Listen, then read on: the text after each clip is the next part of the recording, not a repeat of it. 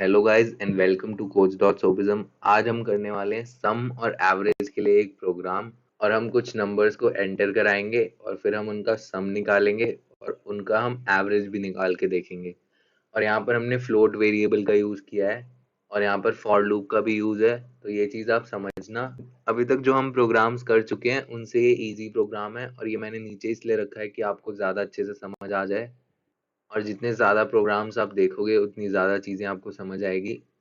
तो अब मैं शुरू करता हूँ ये प्रोग्राम। यहाँ पर मैंने पहले stdio.h फाइल इंक्लूड कराई है। ये तो आप सभी जानते हो कि हम ये इसलिए करते हैं क्योंकि हमें printf और scanf का यूज़ करना होता है।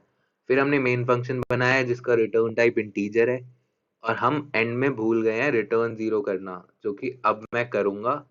और यहाँ पर रिटर्न जीरो हो जाएगा तो हमारा प्रोग्राम टर्मिनेट हो जाएगा। फिर हमने क्या किया है, यहाँ पर एक n वेरिएबल बनाया है इंटीजर टाइप का। ये वो नंबर है जो नंबर ऑफ एलिमेंट सेव करेगा, मतलब हम कितने नंबर्स का सम और एवरेज चाहते हैं वो ये n स्टोर करेगा।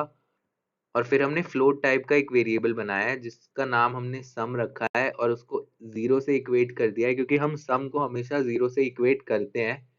क्योंकि यहाँ पर ट्रैश वैल्यू सेव हो जाएगी तो प्रॉब्लम हो जाएगी। फिर ये x और n को हमने इक्वेट क्यों नहीं करा जीरो से, मतलब जब हमने इसे डिक्लेयर किया तो यहाँ पर एक ट्रैश वैल्यू सेव हो गई, लेकिन हम यहाँ पर स्कैनफ यूज करके यूजर से एक n वैल्यू इनपुट भी करा रहे हैं, तो यहाँ पर n में वो वैल्यू सेव हो जाएगी जो हमारा यूजर यहाँ पर डालेगा।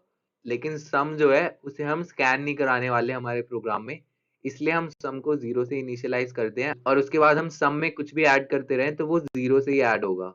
और फिर हमने ये x वेरिएबल बनाया है फ्लोट टाइप का, और ये x का काम क्या है, ये x हमारा स्टोर करेगा वो नंबर्स जो हम इनपुट कराएंगे। n हमारा क्या स्टोर करता है, हम कितने नंबर्स का सम कराना चाहते हैं, और x हमारा वो स्टोर करेगा वो जो नंबर्स हम डालेंगे। फिर हमारा क्या है, प्रिंटफ करके हम बोलेंगे enter the number of elements, और फिर हम स्कैन कर लेंगे n को। और फिर हम क्या करने वाले हैं, यहाँ पर हम बोलेंगे printf enter percentage D elements, मतलब n एलिमेंट्स।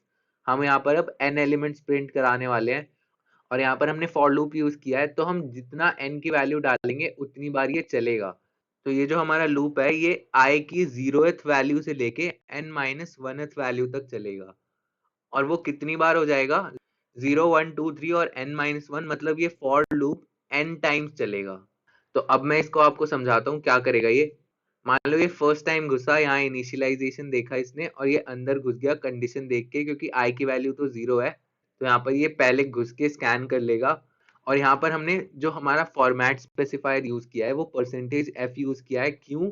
क्योंकि हमने यहाँ पर फ्लोट टाइप का वेरिएबल बनाया था, और फ्लोट के लिए जो फॉर्मेट स्पेसिफायर होता है वो परसेंटेज एफ होता है।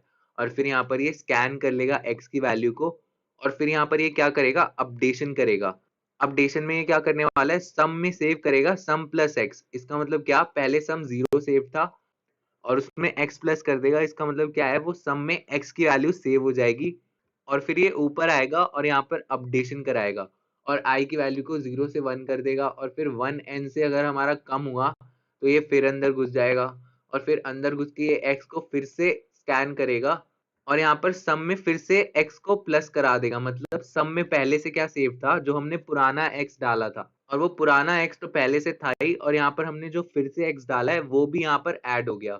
और ऐसे ही ये चलता जाएगा उतनी बार जितनी बार हमने n लिखा होगा, और ये n टाइम्स लूप रन होके यहाँ पर n टाइम्स x को प्लस कराएगा। मतलब x की हम अलग अलग वैल्यूज डालेंगे तो वो अलग अलग वैल्यूज सम में प्लस होती जाएगी, मतलब ऐड होती जाएगी। और फिर यहाँ पर वो सम में पूरा सेव हो जाएगा जितना भी हमने ऐड करा है।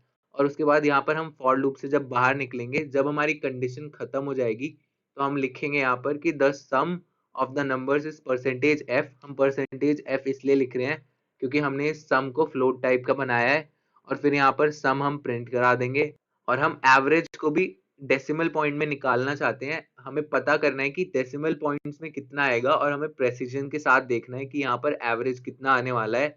इसलिए हम यहाँ पर फ्लोटिंग पॉइंट बना रहे हैं, और उसके बाद हम एवरेज को भी प्रिंट करा देंगे। और आपको ये बात तो पता ही होगी, हमारा जो एवरेज होता है वो सम डिवाइडेड बाय एन होता है। मतलब हमारा जो भी हमारा सम है उन नंबर्स का divided by number of terms.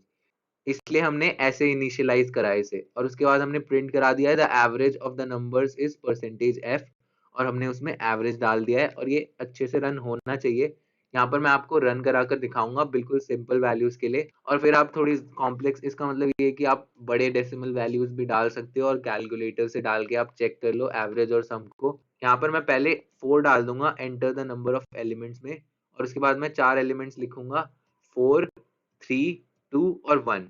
यहाँ पर मैंने 4, 3, 2 और 1 डाल दिए 4 एलिमेंट्स। तो यहाँ पर सम हमारा क्या आया है, 10।